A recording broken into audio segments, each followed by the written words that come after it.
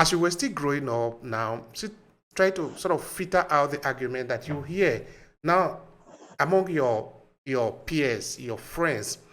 What kind of argument do they have related to the Nigeria identity, the Nigeria of all of us, the Nigeria that we know?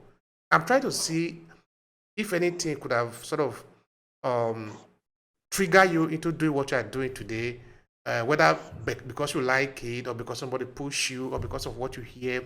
So tell me about what you were hearing your friends saying about the Nigeria identity.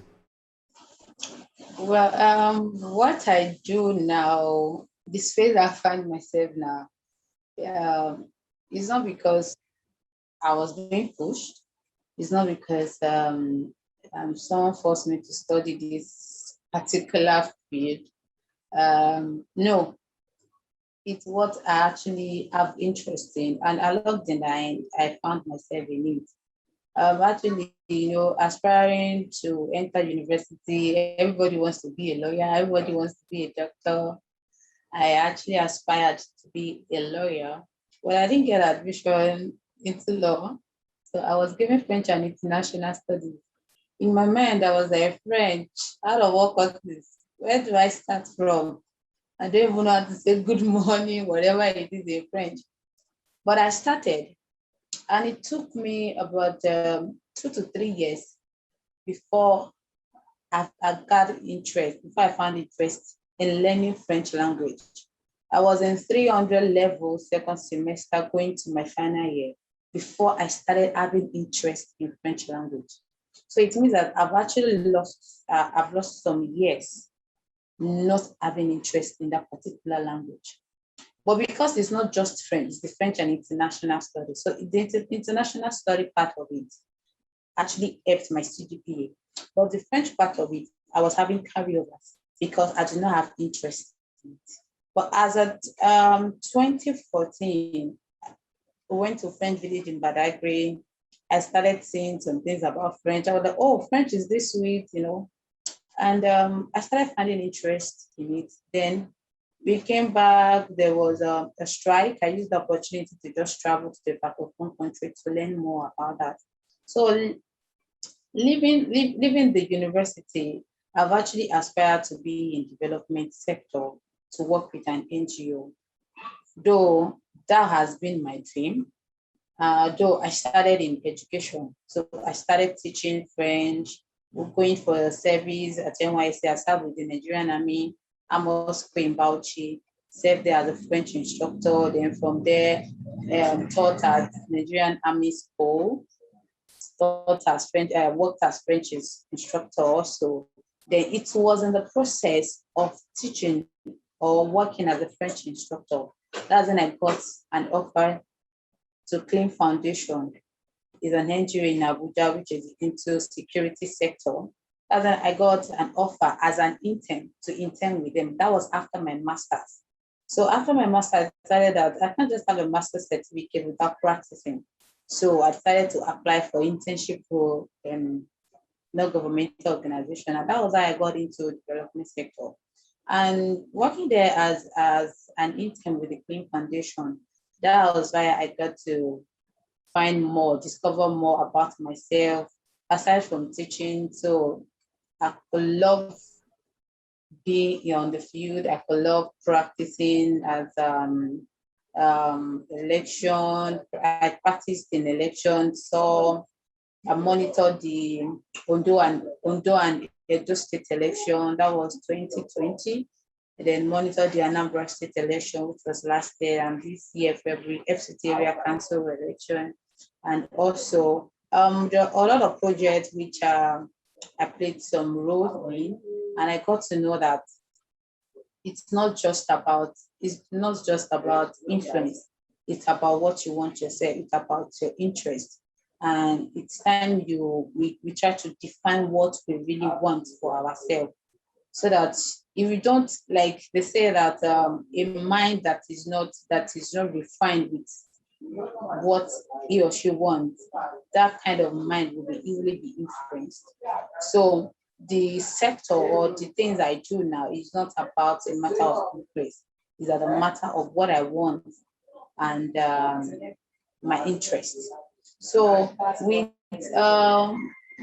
the question of Nigeria, I think as at today is Tuesday. I think as at Monday or Sunday, I started a conversation with a friend about democratic governance, and it was like, well, as in Nigeria, we are practicing democracy, and we say we are practicing democracy, which is democracy written on a book, but not a democracy in practice.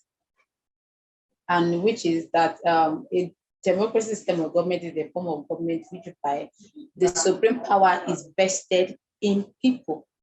The people decide who, like I said, it's vested in people. It's either the people rule directly or they rule indirectly by their representative, which comes through election. So now I would say that we practice an indirect democracy because our people represent us. We vote to put some people into position to represent us, to voice out our needs and wants. But as it is now, the power is supposed to be with the people, but the power is no longer with the people as it is now. All right, thank And you. Thank you so much for that. We're going to have time to really explore those areas because they're very important, especially as we're preparing for the 2023 election. What do you like about election, about politics, as it were? well, I will not say I like politics because I'm not a political person. I'm just interested in the good Nigeria that we all want. That is where my interest is. And it has to do with electoral reforms, the narrative of what the democracy is needs to be changed to the initial narrative of a democracy, not the one that is being practiced. So Yeah. I'm not a political person. My interest is not in politics. My interest is in a better Nigeria. All right. Now, by election, because you were saying something very important before we had that little break home, you were referring to election and also democracy. Now, can you help me understand what does it even mean, democracy and election? Can you give us a kind of a background of it? Okay, like I said earlier, a democratic governance is a form of government whereby the supremacy or the supreme power is vested in people directly or indirectly through representative, and that happens through periodic election. That is for democracy. That means the power is in the hand of people. The people tends to determine who they want. So it's not like an autocratic system of government whereby things are being imposed on people.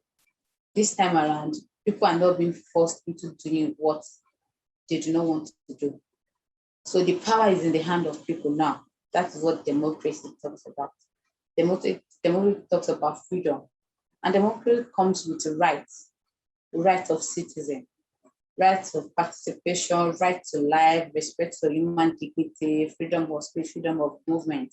Democracy comes with those rights, which let's say an autocratic system of government does not give.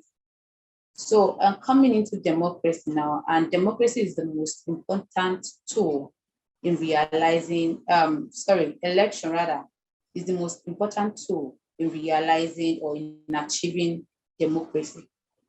So it is, we said democracy, power is invested in people through representative. So the representative that will be in government needs to be elected by the electorate. So two of them are interwoven. In fact, they work together. You cannot have people in government representing you without electing them. And that is the rule of election. Election is transiting from leadership to another leadership through voting. People have to vote, which means that the majority has the power, not the minority.